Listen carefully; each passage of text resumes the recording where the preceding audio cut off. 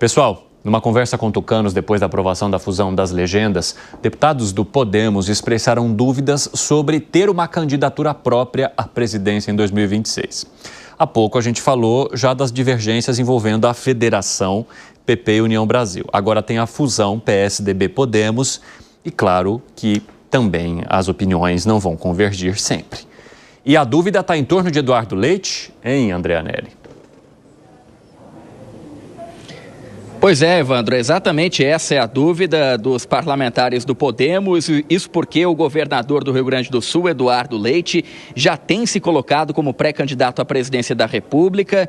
Ele, inclusive, já havia manifestado essa vontade bem antes, inclusive, em 2022, quando acabou, então, sendo superado nas prévias pelo então governador de São Paulo, João Dória, só que mesmo assim o PSDB acabou, no final das contas, não lançando candidatura própria, mesmo tendo João Dória como amplo favorito dentro do partido político, acabou o partido então apoiando a candidatura de Simone Tebet. Em 2022, nessa disputa interna, Eduardo Leite já havia manifestado então essa vontade dele de concorrer ao Palácio do Planalto e agora vontade mais forte ainda por parte dele, de apoiadores dele no Rio Grande do Sul e que inclusive o fazem se lançar como pré-candidato à presidência da República. Só que pelo lado do Podemos existe ainda certa resistência porque o partido não tem total certeza se seria vantajoso lançar uma candidatura própria, uma vez que vai se fundir com o PSDB. Isso porque a candidatura própria iria atrapalhar algumas questões regionais, como por exemplo do partido apoiando determinados candidatos de outras siglas e que já tem candidatura própria à presidência da República. Então, por isso, ainda existe resistência em relação a esse apoio. A gente relembra que dentro do PSDB já foi por unanimidade aprovada a fusão com o Podemos. Agora vai haver em junho uma convenção do partido para acabar então referendando todo esse resultado junto aos filiados. A expectativa é que o Podemos faça o mesmo também no mês de junho, mas tudo indica que realmente os dois partidos vão acabar se fundindo e aí vão ter que superar essa dúvida em relação à candidatura própria ou não à presidência da República. Evandro. Anelli, obrigado. José Maria Trindade, embora Eduardo Leite tenha já sinalizado a possibilidade de migrar para o PSD, ele disse que apoia essa fusão do PSD com o Podemos. E como você avalia agora a divergência em torno do nome dele ou de se colocar uma candidatura própria à presidência da República, como não faz há muito tempo o PSDB? Olha, a grande disputa em todos os partidos e federações formadas até agora é pelo Congresso Nacional. Entende-se que qualquer que seja o próximo presidente da República, ele vai depender do Congresso. Então, quem dominar o Congresso Nacional domina o próximo presidente da República. Então, os presidentes dos partidos e das federações estão muito preocupados nisso. Daí a resistência de lançar-se em aventuras, assim, o Eduardo Leite, eu até fiquei surpreso. Nas últimas pesquisas ele apareceu lá embaixo, mas apareceu, né? Ele não é uma figura conhecida nacionalmente. Foi governador do Rio Grande do Sul, foi reeleito, né? Renunciou e depois se candidatou à reeleição, né? É possível, isso é legal, mas enfim, não há uma precisão sobre se ele vai despontar ou não. Um partido que lança um candidato ao governo do Estado e a presidência da República ser um laço político forte, ele corre um sério risco de não eleger deputados estaduais e federais. Aí, meu amigo, é o caminho da extinção. As regras mudaram, a cláusula de barreira ficou como uma espada na cabeça de todo dirigente partidário e esta é a grande disputa. Sobre a presidência da República, não há nenhum quadro até agora para dizer, olha, será assim e assado. Agora, todo mundo sabe. Dois grandes eleitores, Lula e Bolsonaro. Fala, Piperno. Olha, sobre o projeto Eduardo Leite, eu acho que seguramente, em momento algum, o governador do Rio Grande do Sul vai morrer por falta de autoestima, né?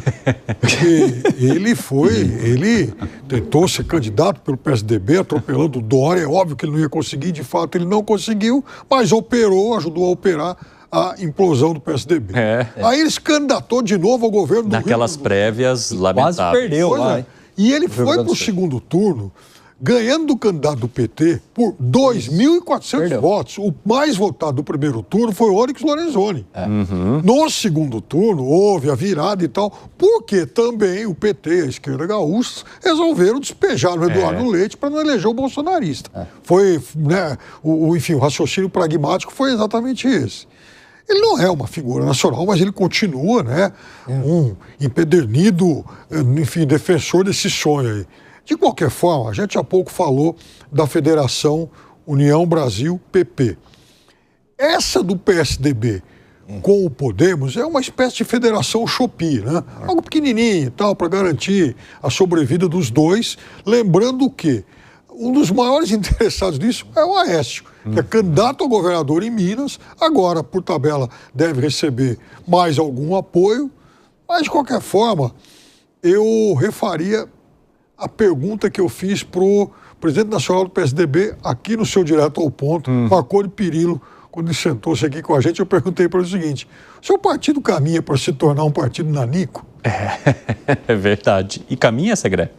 Eu acho que nem nanico vai ficar. Para mim, a partir do momento de uma fusão, deixou de ser. PSDB já não existe mais.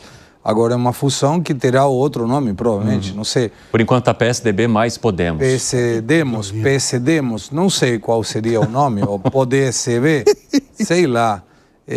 Tem muita criatividade política aí no meio e provavelmente vai encontrar um nome que não tenha nada a ver com nada, como aconteceu em outras fusões do passado.